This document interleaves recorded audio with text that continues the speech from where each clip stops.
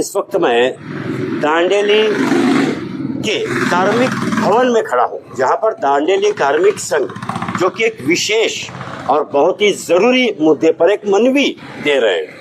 ये जो आप दुकानें देख रहे हैं, इस भवन में बनी हुई दुकानें जो लगभग पिछले 2 से 3 सालों से ऐसे ही बंद है, जबकि इन्हें किराए पर देकर उससे आने वाला किराया को कहाँ उपयोग में लिया जाता है और क्या मनवी है, आइए बात करते हैं। मेरे साथ राजा साहब किशनूर जी, बताइए क्या चाहते हैं और क्या मनवी दे रहे हैं आप। नमस्कार सर सबको। सर जैसा कि आप जानते हैं, ये जो बिल्डिंग है, जो कार्मिक समुदाय भवन है, ये वर्कर्स वेलफेयर बोर्ड द्वारा बनाया गया है। वर्कर के पैसों से? हाँ, वर्कर का कंट्रीब्यूशन होता है सर। इसमें अच्छा। जो भी 10 लोगों से ज्यादा एम्प्लॉयमेंट जो भी मालिक देता है, वो वर्कर का हर साल में 50 रुपए काटता है और खुद वो 100 रुपए काट करके सालाना इस वर्कर्स वेलफेयर बोर्ड में जमा करते हैं। अच्छा। फिर उस पैसे को वर्कर्स का वेलफेयर के लिए यूज किया जाता है। तो उसी पैसे का ये बिल्डिंग है। ये 2016 में जब पूरा हमारा कर्नाटक में सबसे 30 करोड़ रुपए उधर में था, उस टाइम में माननीय देशपांडे साहब ने हम सबके मनवी और उनका खुद का प्रयत्न से 5 करोड़ रुपया हमारे इस तालुक को ला करके एक बेहतरीन बिल्डिंग उन्होंने बनाया है। सही है। तो वो अभिनंदन कार्य साहब ने किया था। फिर 2022 में दिसंबर 5 तारीख को ये बिल्डिंग बनकर तैयार हुआ और ये ओपनिंग हो गया, उद्घाटन हो गया इसका। और इसको कैसे चलाना है, नो प्रॉफिट नो लॉस में चलाने का ये व्यवस्था है। और इसके लिए अगर कुछ भाड़ा वगैरह आया नहीं इस बिल्डिंग का, तो उसके लिए वो क्या करते हैं, अगर जगह है तो इसको ऐसा कॉम्प्लेक्स बनाते हैं, उसका भाड़े से इसका मेंटेनेंस, अगर उसका इनकम नहीं आया तो इससे तो होना, नहीं आया तो इसका जो इनकम आता है वो वेलफेयर बोर्ड को जाना और बोर्ड से वापस वर्कर्स का वेलफेयर के लिए आना। वर्कर के जनहित के लिए, वेलफेयर के लिए आना। तो इसमें क्या होता है, ये जो भी एम्प्लॉय 35,000 से कम पगार लेता है, तो उनका 2 बच्चों को इसमें स्कॉलरशिप का प्रोविजन है। अगर महिला कोई एम्प्लॉय है तो उनको डिलीवरी बेनिफिट, मैटरनिटी बेनिफिट दिया जाता है।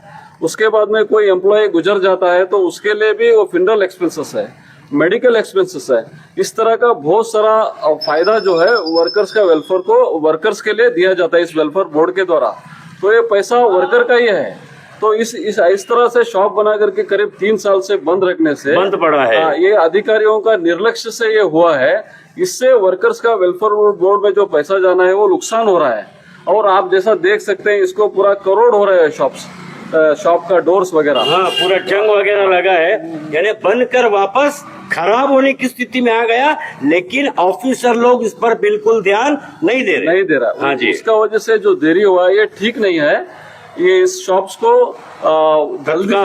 जल्दी से जल्दी जो भी उनका प्रोसीजर है वो कर करके उनको भाड़े को दे करके उसका जो पैसा आता है वेलफेयर बोर्ड में जमा होके वापस जन कल्याण के इसमें आना चाहिए। वर्करों के कल्याण के लिए आना चाहिए। वो मनवी हम जो इसके जो मुखिया है, जो वेलफेयर बोर्ड के जो कमिश्नर साहब है, उनको हम यहाँ के जो इंचार्ज देखरेख करते हैं, उनके थ्रू आज हम ये मनवी भेज रहे हैं। तो सभी लोग उपस्थित हैं। हमारे अध्यक्ष भी अभी आए हैं। हमारे पुजार सर भी आगे पुजार सर, तो उनसे भी आप चाहे तो कुछ पूछ लीजिए। तो मैं क्या बोल रहा हूँ, तो आपने पहले भी उन्हें पर्सनली बताया इस बारे में? बताया सर हमने, लेकिन उन्होंने ध्यान नहीं दिया। नहीं, वो करते हैं, बोलते हैं करते हैं, प्रोसीजर कर रहे हैं, ऐसा बोल रहे हैं। करते 3 साल निकल गया, लेकिन नहीं किया सर। ये अधिकारियों से विशेष निवेदन करता हूँ, जो चीज वर्करों के फायदे के लिए है, ऐसे कार्यों को तत्काल करना चाहिए। बैठे रहने से अच्छा है अपनी जिम्मेदारी को जल्द से जल्द निभाए। माननीय हमारे आरबी देशपांडे साहब जी की आशीर्वाद है, ये हमारे क्षेत्र के लिए बहुत ही अच्छा उन्होंने कार्य कर दिया है। अब अधिकारी अगर इसको सही तरीके से नहीं लेकर चलते हैं तो आपकी यह गैर जिम्मेदारी है।